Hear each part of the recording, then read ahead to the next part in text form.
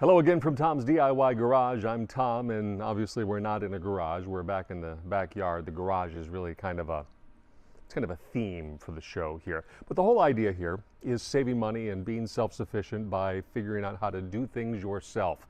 And that's what brings us here today. We're going to do something ourselves because a lesson in unintended consequences, if you will. So some may recall the episode where I had this pergola built for my back patio. That was a lesson in sometimes you need to hire somebody to do the work because it's beneficial to do it that way rather than doing it yourself. Anyway, separate thing. But when I say unintended consequences, you see the edge of the pergola right there as it slopes down toward the back of the yard and away from the patio. Well, when the water from any rain slopes down on the roof, it falls into this bed here, which we had along the edge of the patio. And the problem here is that as water falls into the bed from about 11 feet up, it makes a bit of a splash. Splash on dirt means dirt goes all over the place, and it's getting onto the patio, and it's getting on to the back of the patio furniture, and I don't care for it, certainly. Mrs. Ziska really doesn't care for it. So the idea here is to figure out how we can mitigate how water splashes into this little planter and then sends all the dirt going over here. You can see it still collected underneath the sofa, but it splashes onto the sofa as well, which is a real big mess. One obvious option is to install a gutter along this trailing edge here, which you could do, but it just would look kind of crummy, so that one's out. And another option would be just to get rid of the planter, but it's not really an option at all.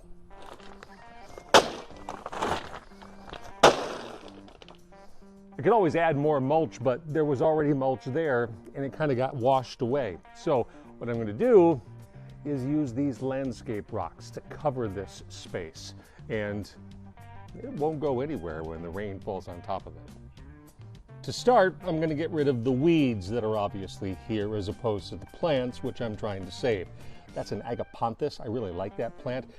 It's really hard to grow though, I'm just saying. Next, after turning over the soil in the bed and getting rid of the weeds, I'm going to put in this heavy-duty landscape fabric. I'll put that over the dirt. I'll cut holes for the plant, holes for the sprinklers, and on top of that is where I'll put the rocks.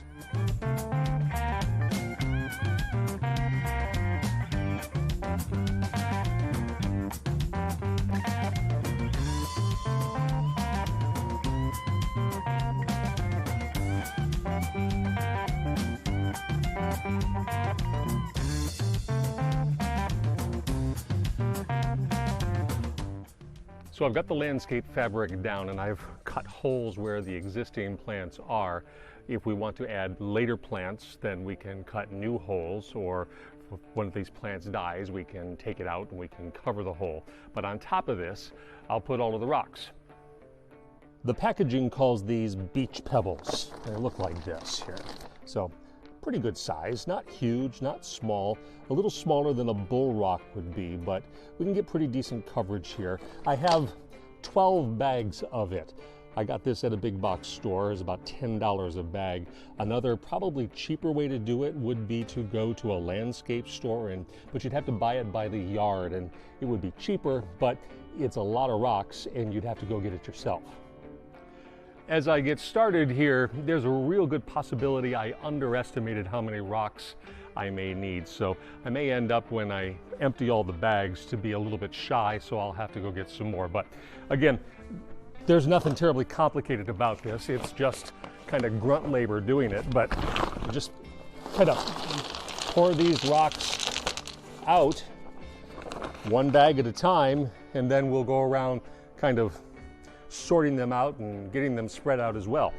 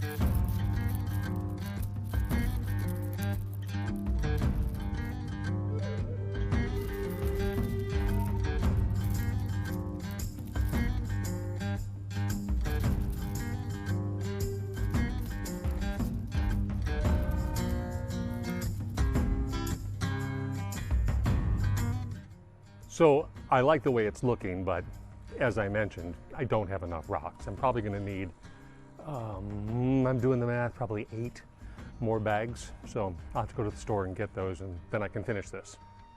And after a couple of hours of work, including time to run back to the store to get more rock, the janky, muddy flower bed now looks a whole lot cleaner.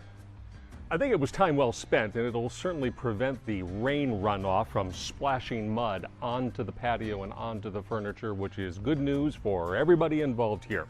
I probably did end up overspending on the rock for the sake of convenience, going to the big box store and grabbing what they had there. If I had gone to a landscape company, I probably could have gotten enough rock that I have here for maybe 2/3 of what I spent. So, you know, convenience versus going a little out of your way to get the savings. You got to do the math. You could also hire somebody, a landscaper, to do this for you. It'd be very simple. I think it would be very expensive as well. This is clearly something you can do if you don't mind a little sweat equity in putting the work in.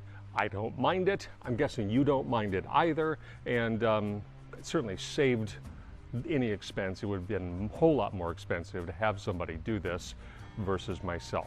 So what do you think about this? And what project have you done at your own place? I'd love to see the pictures. I'd love to hear the description. Hit me up on the email, the Facebook, the X/Twitter, all the normal places.